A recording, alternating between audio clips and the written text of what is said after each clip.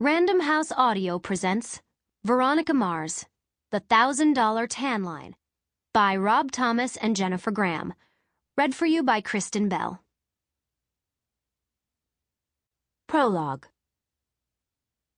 The buses began to roll into Neptune, California late Friday afternoon and didn't slow up until Monday.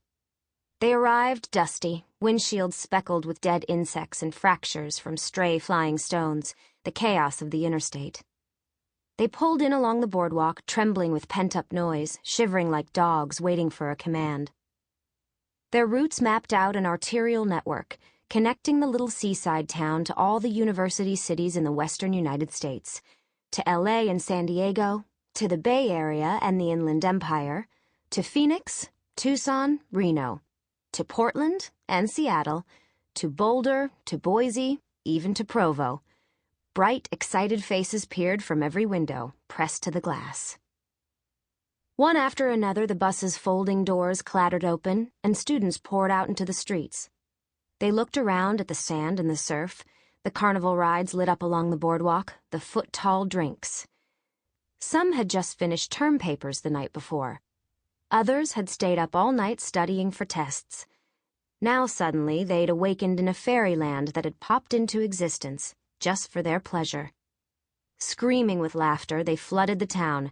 They stumbled through the streets, blind, drunk, trusting that the magic that had brought them here would keep them from falling. And for exactly 3 nights, it did. By Wednesday morning, the coastal town that sparkled at night looked mundane. Not just mundane, dirty. Pools of spilled beer collected in the seams of the sidewalk, and the rank tang of overfilled dumpsters wafted out from the alleys. The ghostly forms of used condoms littered doorways and bushes, and shattered glass covered the street. The Sea Nymph Motel was eerily silent when 18-year-old Brie LaFond stumbled in. Almost all of the guests were spring breakers, and the party didn't get started until early afternoon. She had been at a rave on the inland edge of town, and by the time the party had wound down at 4 a.m., she hadn't been able to get a cab. She'd still been high enough that the idea of walking back to the motel had seemed feasible. Now, bone-tired, she trudged through the sandy courtyard to the room where she and her 3 best friends from UC Berkeley had rented. It was one of the cheapest available, facing the dumpster in the parking lot. Now she didn't care, fumbling with the lock and wanting only to fall into one of the 2 doubles they'd been sharing all week. The room's blinds gaped open, letting in a ray of pallid light. Leah sprawled across the bed with her head shoved under a pillow, still wearing a sequin dress from the night before. Her legs were bruised and smudged with dirt. Melanie sat with her back to the headboard, sipping from a paper Starbucks cup. She wore board shorts and a bikini top, her long blonde hair tousled and smears of makeup caking her eyes. She looked up when she heard the door open. "I have a surf lesson in like half an hour, and I'm still drunk," she said. She looked at Brie, her eyes focusing with difficulty. "Where have you been? You look like shit." "Thanks a lot." Brie leaned down to unzip her boots, her feet throbbing. "Where's Haley? Is she surfing too?" "Haven't seen her." Melanie closed her eyes and rested her head back against the wall. Brie froze, one boot off, the other still pinching her toes. She looked up. "Since when?" Since the party on Monday, I guess." Melanie opened her eyes. "Shit." Brie blinked, then tugged the other boot off her foot. She sank to the bed and gently pushed Leah's shoulder. "Hey, Leah, wake up. Did you see Haley yesterday?" Leah gave a low moan from under the pillow. For a moment, she curled into a tight ball, her arm circled protectively over her head. It took them a few more minutes of prodding and cooing her name before she finally pulled away the pillow and looked blearily up at them. "Haley? Not since the party on Monday."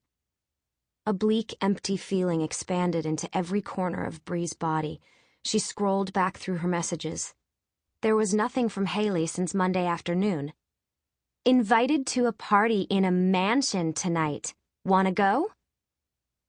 They'd spent 3 hours getting ready, Haley wearing an uncharacteristically low-cut tight dress that showed miles of smooth tan leg. She kept insisting they look their best. She'd been invited by some guy who bought her a Mai Tai in the Cabo Cantina and told her to bring her hottest friends. They'd all gone, walking up a winding private road where a pair of burly security guards waved them in. The house was sprawling and modern, a boxy, sculptural structure. Every room burned with light and luxury. Melanie melted into the crowd instantly, gyrating her hips to the music. In the kitchen, Leah caught sight of a guy from her biology class and beelined towards him. Haley and Bree pushed through the house to the back patio to get their bearings.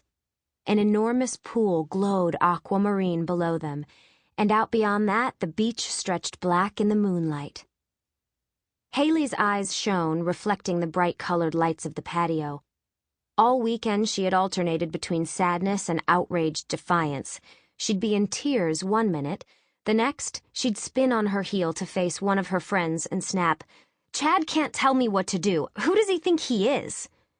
She and her boyfriend had broken up for the 100th time, but that night Haley looked excited. It was almost as if all the heartbreak had sloughed off her body, like some kind of heavy cocoon, leaving her raw and fresh and new. She and Bree had thrown themselves into the mass of dancing bodies, and for a while, the thrumming bass cleared all thoughts from Bree's head. She lost track of time, the number of drinks she threw back, and her friends. Now Bree remembered seeing Leah doing lines of coke off an antique coffee table, holding her long, honey-colored hair off her neck as she bent over. She remembered hands running up her hips, a slurring male voice telling her she'd be really hot if she grew her hair out. She remembered seeing flashes of Haley, leaning up to whisper in the ear of a boy in a perfectly cut white suit, his eyes long-lashed and sultry, his lips pouting playfully. Beyond that, everything was a blur. She'd woken up the next morning in a lawn chair by the motel pool, shivering in the early morning chill, her purse tucked under her head. She had no idea how she'd gotten home. "Did you see her leave the party with someone?" Bree looked at her friends. Both shook their heads slowly. "I'm sure she's fine," Melanie said hesitantly. "She's probably with some guy she met at the party, and she'll come up for air sooner or later." "But we promised we'd check in with each other at least once a day. We promised!" Bree's voice was shriller than she'd meant for it to sound. They'd made a pact on the way down that no matter what they were up to, no matter how much fun they were having, they'd look out for one another. The dark, empty feeling in her gut yawned even wider. She opened her text window and typed a new message. "Where are you? Come meet us for breakfast. Text back ASAP." All they had to do was wait. Melanie was probably right. Haley had lost track of time, just like they all had. She was somewhere out there having the time of her life. Still, when Leah and Melanie got up to go to breakfast, Bree shook her head no, her phone clenched in her hand. She sat alone in the motel room, shivering but too tired to change her clothes. She texted Haley again, and again. "Stop being selfish and respond, Haley. Everyone's worried about you. Text me." "That's it. If we don't hear from you in 10 minutes, we're calling the cops.